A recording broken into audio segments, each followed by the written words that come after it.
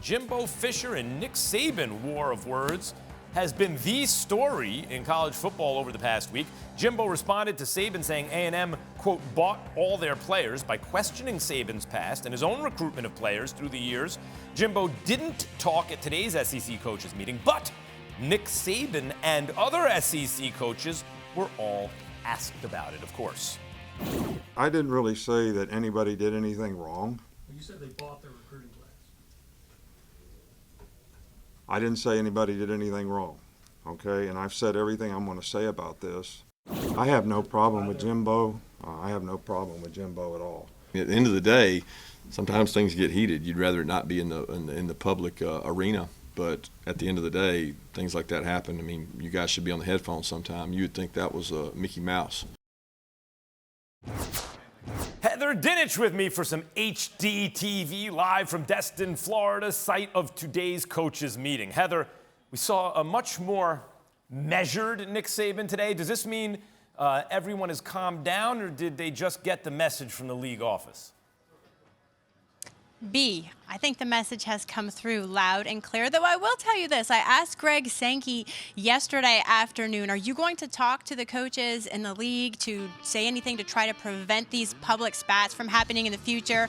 And he said, that's not for me to broadcast. You remember, he did issue a public reprimand, but the tone is tempered down. But I will tell you, coaches answered this pretty directly because it's no secret. All the reporters were asking about it. And Missouri coach Eli Drinkwitz said, look, everybody has emotions that are running high when there are so many unknowns. This was a part of that. We need to be in that room together where we could talk about this without any repercussions about what we're saying being public.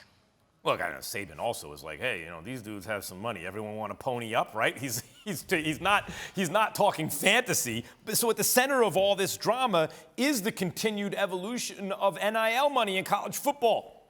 How are the SEC coaches adapting to the new landscape?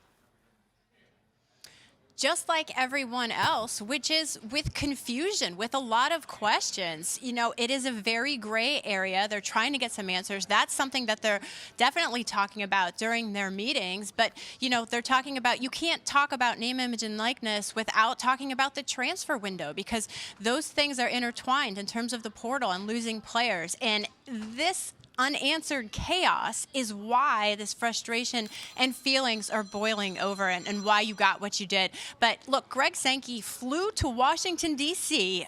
Recently, took a red eye from Scottsdale in order to talk to senators, right? Sorry, not Scottsdale, from SEC.